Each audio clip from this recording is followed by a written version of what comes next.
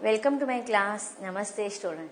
बच्चों, आज हम कक्षा 10वीं की पाठ्य पुस्तक क्षितिज भाग 2 का अध्ययन करने जा रहे, जिसमें हम चैप्टर नंबर 6 पढ़ रहे हैं, जिसका शीर्षक है यह दंतुरित मुस्कान तथा फसल।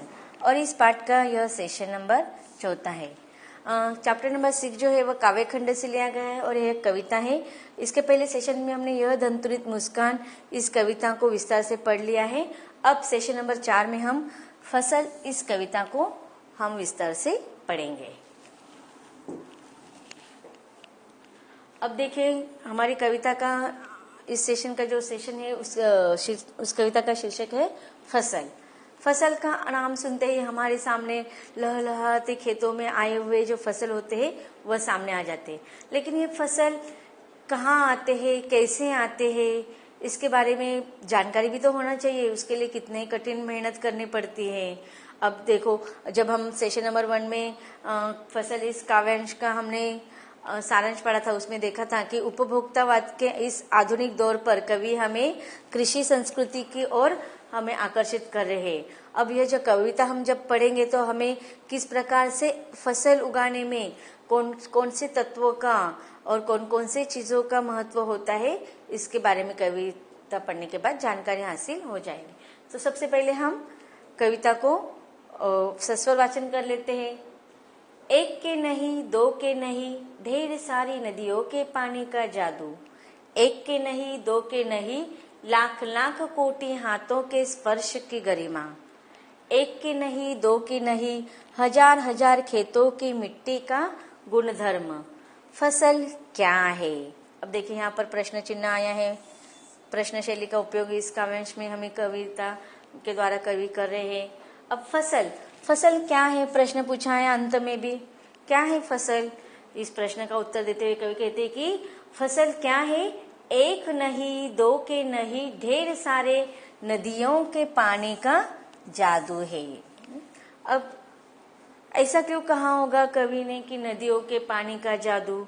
अब फसल की निर्मिती में कौन कौन से तत्व, कौन कौन सी चीजों का महत्व होता है, उस तत्वों के बारे में, उन चीजों के बारे में वर्णन करते हुए कवि कहते हैं कि जब फसल की निर्मिती होती है, हम तो क्या करते हैं, आज हमें फसल क्या होती है, कैसे आती है, इसके बारे में तो जानकारी होती नहीं। हम क्या करते हैं, रोजमर्रा में तो हम जो अन्न धान्य खाते हैं, जिससे हम पेट भरते हैं, वह तो खेतों में निर्माण होते हैं, लेकिन कैसे, उससे हमें लेना देना नहीं। आज हम सिर्फ खाना पकाकर खाना जानते हैं, लेकिन वो कहाँ से आते हैं, कैसे आते हैं, इसके बारे में जानकारी नहीं है। तो कवि कहते हैं कि फसल की निर्मिती में नदियों का महत्वपूर्ण योगदान होता है। अब एक नहीं, दो नहीं, बल्कि ढेर सारी नदियों के पानी के द्वारा फसल की निर्मिती होती है। और इसे कवि ने क्या कहा है? जादू। अब ऐसा क्यों कहा है कवि ने, नदियों के पानी का जादू? अब आपने साइंस में पढ़ा है ना, क्या पढ़ा है? सर्कल पढ़ा होगा आपने, और ऋतु चक्र का, या फिर पानी की निर्मिती कैसे होती है। कि देखो, जो समुद्र का पानी होता है, नदियों का पानी होता है, गर्मियों के दिनों में क्या होती है, वह पानी तपता है और फिर उसकी भाप में निर्मित होती है। और भाप बनकर जब वह आकाश में जाते हैं, तो आकाश में जाकर वह गर्म युक्त पानी, भाप से युक्त पानी कैसे होते हैं? गर्म होते। आकाश में जाकर वह धीरे धीरे ठंड होने लगते हैं और फिर वह ही पानी किसका रूप धारण कर लेते हैं? बादल का। और बाद में बरसात के दिनों में वही नदी का पानी, वही समुद्र का पानी भाप में बनकर जो आकाश में गया था, वह बाद में बादल के रूप में परिवर्तित हो जाता है और बादल से फिर वर्षा का रूप धारण करके धरती पर आता है। और जब बरसात का वही पानी खेतों में पड़ता है, तो उसी खेतों पर जब पानी आ जाता है बरसात का, तो वहां पर फसल की निर्मिती होने लगती है। तो देखो, नदियों के पानी का जादू समझ में आ गया। आपने साइंस में पढ़ा है, लेकिन यहाँ पर देखो, आज हम कवि के दृष्टिकोण से नई चीजों को, वही सेम चीजों को हम नई तरीके से समझ रहे हैं कि खेतों में जो फसल आते हैं उसके निर्मिती में पानी का किस प्रकार से योगदान होता है। अब नदी के द्वारा तो हम पानी फसल को देते ही रहते हैं, लेकिन एक अलग प्रकार से बरसात के रूप में वही पानी किस प्रकार से फसलों को, पौधों को दिया जाता है। और इस प्रकार नदी का जादू, नदी के पानी को कवि ने जादू कहा है। तो ऐसे एक नदी का पानी नहीं, दो नदी के पानी नहीं, बल्कि अनगिनत नदियों का पानी फसलों में मिलता है, खेतों में दिया जाता है, तब फसल की निर्मित होती है। अब एक तत्व के बारे में हमें पता चल गया कि फसल की निर्मित के लिए पानी की जरूरत होती है। उसके बाद कवि कहते हैं कि एक के नहीं, दो के नहीं, लाख लाख कोटि कोटि हाथों के स्पर्श की गरिमा। गरिमा, गरिमा का अर्थ क्या होता है? महिमा। अब देखिए कवि कहते हैं कि लाख लाख कोटि हाथों के स्पर्श की गरिमा। गरिमा का अर्थ क्या होता है? महिमा। स्पर्श मतलब छूना। अब एक व्यक्ति के हाथ नहीं, बल्कि लाख लाख कोटि कोटि हाथों, कोटि का अर्थ होता है करोड़, करोड़ हाथों की महिमा का छूने का जो स्पर्श होता है, स्पर्श की महिमा के द्वारा फसल की निर्मित होती है। अब हम देखते हैं कि जब बरसात के पहले कौन सा ऋतु होता है?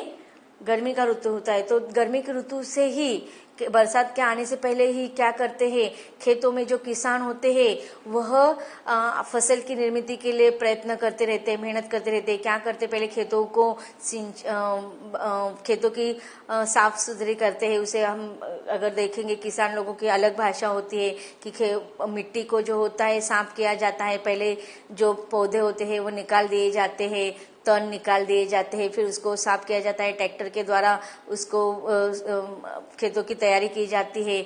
मतलब बरसात ऋतु शुरू होने से एक महीने पहले से ही सारे किसान के परिवार के लोग, सारे जो मजदूर होते हैं वह फसल की निर्मित में लग जाते हैं। फिर सारी तैयारी हो जाने के बाद जब बरसात आने लगती है, बरसात आने का मौसम हो जाता है, तो क्या करते थे, बीज जो होते हैं, सीड्स, वह क्या करते थे, खेतों में डालना आरंभ कर देते हैं। फिर धीरे धीरे बरसात का पानी आने लगता है। फिर धीरे धीरे जब बरसात का पानी आता है तो वह खेतों पर आता है, तो उससे क्या हो जाता है, उस सीड्स में, उस बीज में अंकुर आने लगता है।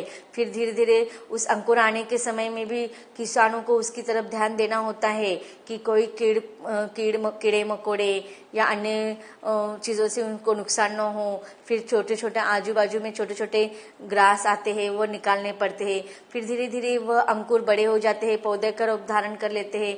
तो इस प्रकार से एक अनाज की निर्मित करने के लिए लगातार 6-7 महीने उस किसान के परिवार वाले के जितने भी सदस्य होते हैं वो, तथा अन्य जो श्रमिक वर्ग होते हैं, मजदूर लोग होते हैं, वह सारे उस फसल की निर्मित में कार्य करते रहते हैं। तो इस प्रकार कवि कहते हैं कि लाख लाख कोटि हाथों के स्पर्श की गरिमा।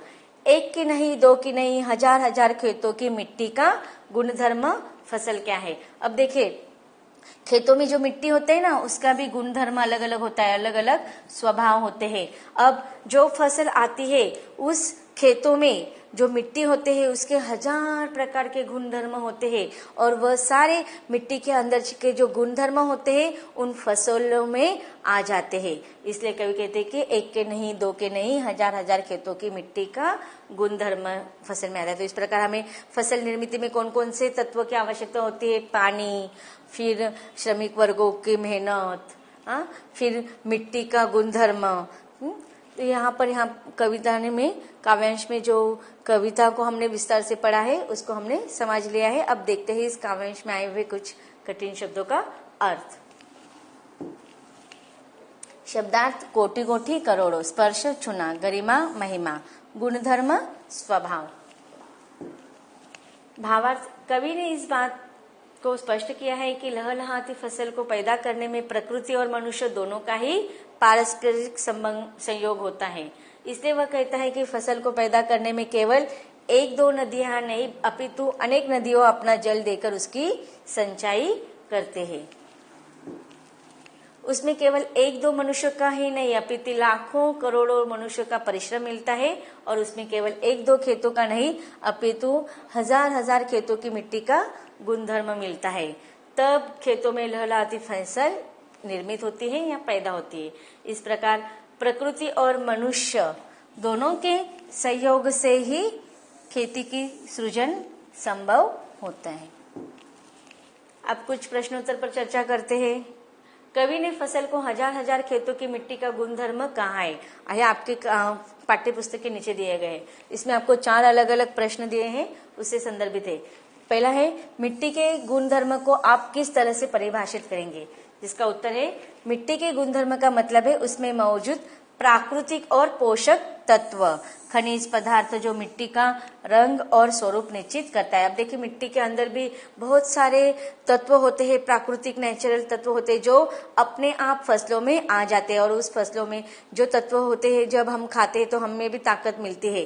तो ये फसलों में ताकत तत्व कहाँ से आते हैं, जो मिट्टी के अंदर जो तत्व होते हैं वही प्राकृतिक और पोषक तत्व होते हैं, खनिज पदार्थ होते हैं, और उसका मिट्टी का रंग भी उसके स्वरूप को, फसल के स्वरूप को निश्चित करते हैं। आगे उत्तर कंटिन्यू है। मिट्टी में अनेक पोषक तत्व होते हैं जिन्हें ग्रहण करके ही फसल फलती फूलती है। मिट्टी में प्राकृतिक रूप से पाए जाने वाले यही तत्व मिट्टी के गुणधर्म होते हैं। मिट्टी के गुणधर्म अर्थात स्वभाव के कारण ही फसल की निर्मित संभव हो पाती है। मिट्टी की अधिक उपजाऊ क्षमता के कारण ही फसल का उत्पाद भी अधिक होता है। हम कहते हैं ना कि अगर मिट्टी को आप देखते, हम परीक्षण करते हैं, आज तो एग्रीकल्चर डिग्री भी इसीलिए हासिल की जाती है। मिट्टी की जो उपजाऊपन होते हैं उसके के अनुसार उसकी फसल की उत्पादन भी ज्यादा होती है। अब सेम क्वेश्चन है, सिर्फ आपको यहाँ पर बदल दिया गया कि वर्तमान जीवन शैली में मिट्टी के गुणधर्म को किस तरह से प्रभावित करती है, जिसका उत्तर है वर्तमान जीवन शैली मिट्टी को प्रदूषित कर रही है।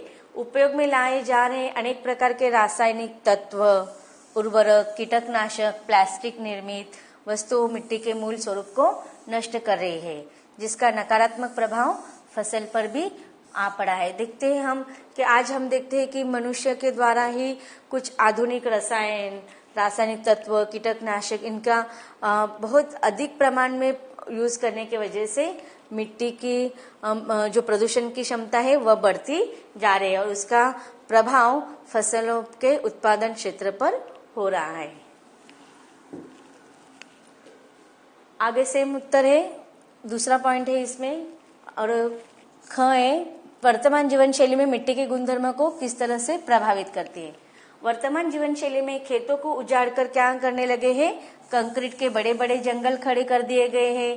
पहले जिस मिट्टी में सोना बरसाने वाली फसल उगा करती थी उस पर आज क्या हो रहा है, बहुमंजिली इमारतें बनाई जा रही है। आगे कवि कहते कि यदि मिट्टी का गुणधर्म समाप्त हो गया तो मानव का अस्तित्व ही संकट में आ जाएगा, क्योंकि मिट्टी खेती है तो उसमें फसल है तो मनुष्य के जीवन उस पर निर्भर होता है। आज हमें खाने के लिए जो अन्न धान्य लगता है जो वो कहाँ से आते हैं, उसी खेती से आते हैं, मिट्टी से आते हैं।